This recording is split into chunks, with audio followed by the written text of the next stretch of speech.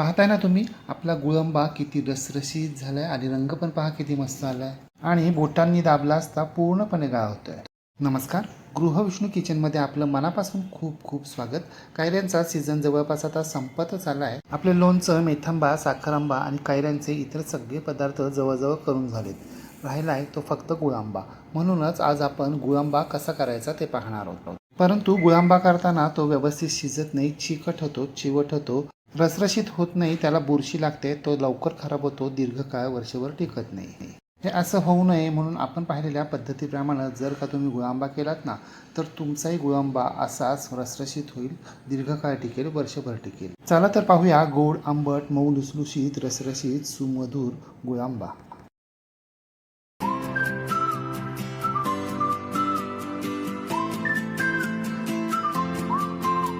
गोड, आंबट, सुमधुर, रसरशीत गुळांबा करण्यासाठी इथे आपल्याला 1 किलो हिरवीगार ताजी कडक कैरी घ्यायची आहे.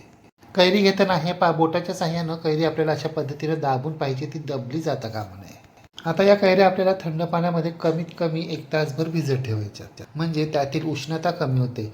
भिजल्यानंतर ह्या कैऱ्या आपल्याला स्वच्छ धुवून घ्यायच्यात, कोरड्या करून घ्यायच्यात. यानंतर कैरीच्या देठाकडील आणि तळाकडील अर्ध्या अर्ध्या इंचाचा भाग आपल्याला कापून फेकून द्यायचा आहे. कैऱ्या धुताना अतिशय काळजीपूर्वक धुवायच्यात. कैऱ्यांच्या देठावर जो चीक असतो ना, तो चीक संपूर्णपणे निघून जायला हवा. आपल्या तीनही कैऱ्यांची साल काढून झालेली आहे. आज आपण कैरी किसून गुळांबा करणार नाही आहोत, तर कैरींच्या चौकोनी फोडी करून गुळांबा करणार आहोत. त्यासाठी काय करायचं हे पहा. कैरीच्या कडील दोन्ही बाजूंचा मांसल भाग आणि कैरीवरील सगळा मांसल भाग म्हणजे गर आपल्याला अशा पद्धतीनं कापून घ्यायचा आहे आणि त्याच्या आपल्याला अशा पद्धतीनं चौकोनी फोडी करून घ्यायच्यात.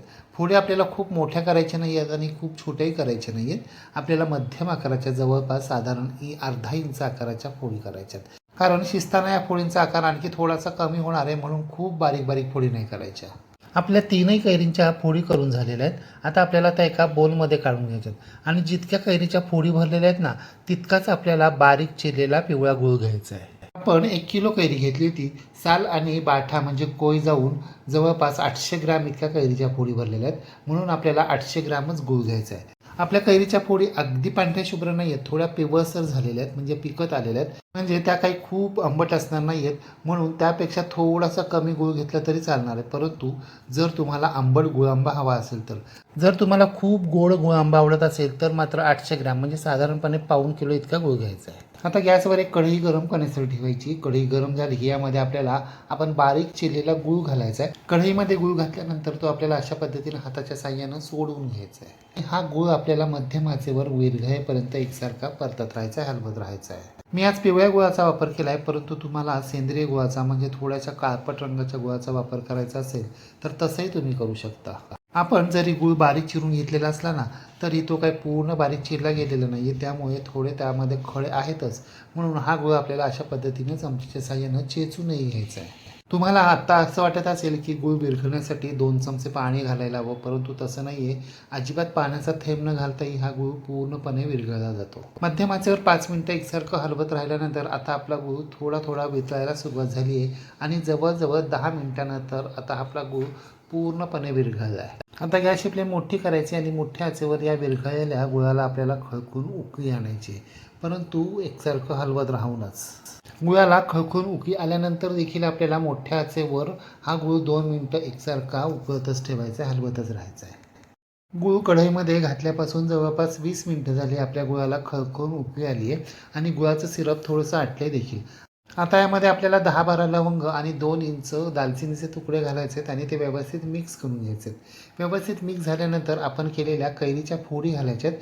गॅसची फ्लेम आपल्याला बारीक करायची आणि या कैरीच्या फोडी या गुळाच्या सिरपमध्ये व्यवस्थित मिक्स होईपर्यंत मंद आचेवरच आपल्याला या फोडी या गुळाच्या सिरपमध्ये एकसारख्या हलवत राहायच्यात. जवळजवळ 10 मिनिटं मंद आचेवर एकसारखं हलवत राहिल्यानंतर आपल्या कैरीच्या फोडींना पाणी सुटलेलं आहे आणि त्या गुळाच्या सिरपमध्ये मिक्स झाल्यात. गुळाचं सिरप आता थोडंसं पातळ देखील झालं आहे. आता गॅसची फ्लेम आपल्याला मध्यम करायची आणि मध्यम आचेवर या गुळाच्या फोडी जवळजवळ 10 मिनिटं एकसारख्या हलवत राहायच्या, ढवळत राहायच्या. मध्यम आचेवर 10 मिनिटं एकसारखं ढवळत राहिल्यानंतर आता आपल्या गुळाच्या सिरपला खळखून उकळी आली आहे. खळखून उकळी जरी आली तरी आणखीन 10 मिनिटं मध्यम आचेवर या फोडी आपल्याला एकसारख्या ढवळतच राहायच्यात, कारण आपल्या गुळाच्या फोडी अजूनही शिजलेल्या नाही आहेत, ते ट्रान्सपरंट दिसत नाही आहेत. 10 मिनिटानंतर एक प्लेट घ्यायची. या प्लेटमध्ये या गुळाच्या सिरपचे आपल्याला 5-6 थेंब घालायचे आहेत. अगदी मिनिटभर थांबायचं आहे आणि ही प्लेट आपल्याला थोडीशी फिरून पाहिजे. प्लेट फिरवली असता गुळाचं सिरप अगदी पटकन ओघळून खाली येतं आहे आणि चिमटीमध्ये धरलं असता सिरप चिकट तर लागतंय, परंतु त्याची तार तयार होत नाही आहे. जरी तार तयार झाली तरी ती पटकन तुटते. याचा अर्थ आपला पाक अजूनही तयार झालेला नाही आहे. आता यामध्ये आपल्याला अगदी चिमूटभर मीठ घालायचं आहे. कोणत्याही गोड पदार्थामध्ये अशा प्रकारे चिमूटभर मीठ घातले ना तर चव खूप छान येते. वेलची, जायफळ, सुंठ आणि बडीशेप यांची पूड देखील घालायची आहे. मी इथे अर्धा चमचा वेलची पूड, अर्धा चमचा जायफळ पूड, अर्धा चमचा सुंठ पूड आणि 1 चमचा बडीशेपची पूड घेतली आहे. बडीशेप पावडर नक्की वापरायची, खूप छान चव येते. कापण्यांना कशी येते तशी. मीठ आणि ही पूड आपल्याला व्यवस्थित मिक्स करून घ्यायची, एकजीव करून घ्यायची. सगळे जिन्नस व्यवस्थित मिक्स झाल्यानंतर मध्यम आचेवर 5 मिनिटं हे मिश्रण आपल्याला एकसारखं ढवळत राहायचं. हे पहा 5 मिनिटानंतर एकसारखं ढवळत राहिल्यानंतर खळखून उकळी यायला सुरुवात झाली आहे. कैरीच्या फोडीचा पूर्णपणे रंग बदलला आहे. त्या मऊ देखील पडल्यात आणि ट्रान्सपरंट दिसायला लागलेल्या आहेत. आणि महत्त्वाचं म्हणजे घरभर गुळांब्याचा दरवळ देखील पसरतोय.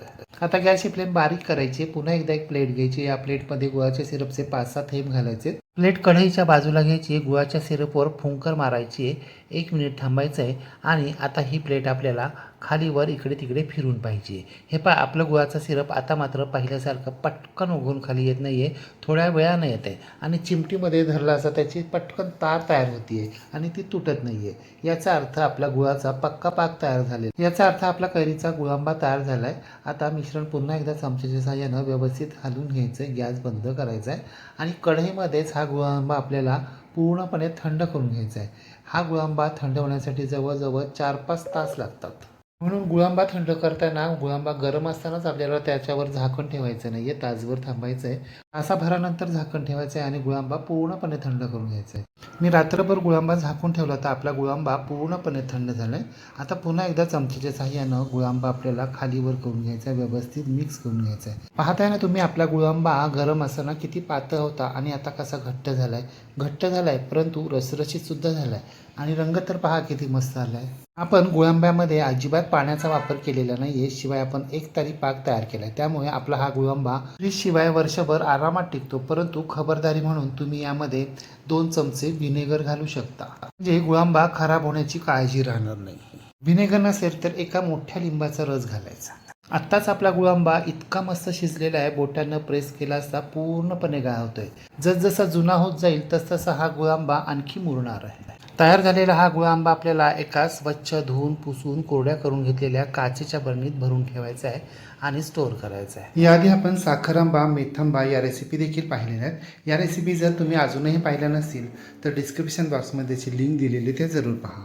तुम्ही सुद्धा अशा प्रकारे गुळांबा करून पहा व कसा झाला ते कमेंट बॉक्समध्ये मला नक्की सांगा. रेसिपी आवडल्यास लाईक, शेअर, कमेंट करायला विसरू नका. आणि हो, तुम्ही जर अजूनही गृहविष्णू किचन चॅनलला सबस्क्राईब केलं नसेल तर प्लीज नक्की सबस्क्राईब करा. शेजारी बेल आयकॉनवर प्रेस करा, ऑल सिलेक्ट करा, म्हणजे माझ्या नवनवीन रेसिपीचे नोटिफिकेशन तुमच्या मोबाईलवर येतील. पुन्हा भेटूया अशाच एका नवीन रेसिपीसह. तोपर्यंत नमस्कार व रेसिपी शेवटपर्यंत पाहिल्याबद्दल धन्यवाद.